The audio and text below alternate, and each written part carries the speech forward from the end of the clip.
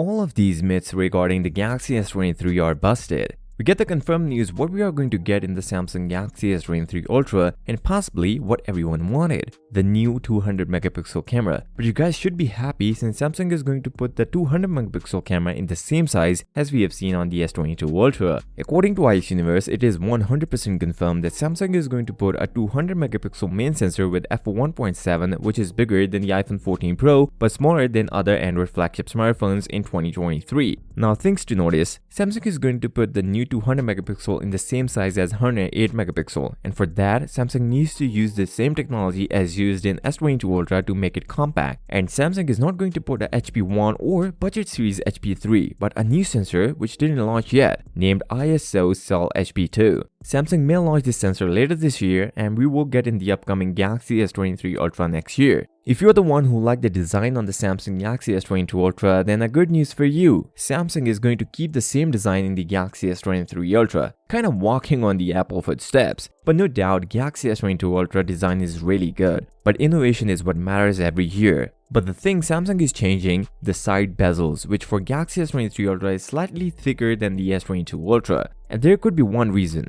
Samsung is going to put a flatter display on the S23 Ultra, but don't get me wrong, it is slightly curved, not completely flat just like the base model S22. But you guys might be shocked, Samsung is going with the same display on the S23 Ultra, LTPO 120Hz with the same resolution just like the S22 Ultra. Some people think that Samsung is going to put a new UDC under display camera in S23 Ultra, but that UDC technology is not matured enough to put in Galaxy S series. Since the Z Fold 4 UDC camera is not of use, expect you can only use this for video calls. A new challenge Samsung might face next year is with processor. Although good news for European people as Samsung is going with the single processor Snapdragon Gen 2 across the world, and this time it is going to be powered by TSMC and can bring major improvement in power consumption compared to the Snapdragon Gen 1. But the challenge is how Qualcomm will compete with the A16 Bionic chipset or next year A17. And Samsung is going with the 12 gigs of RAM and 256 gigs of storage on S23 Ultra. The battery is something Samsung should do about, and it seems like we're likely to get a slightly bigger battery than the S22 Ultra.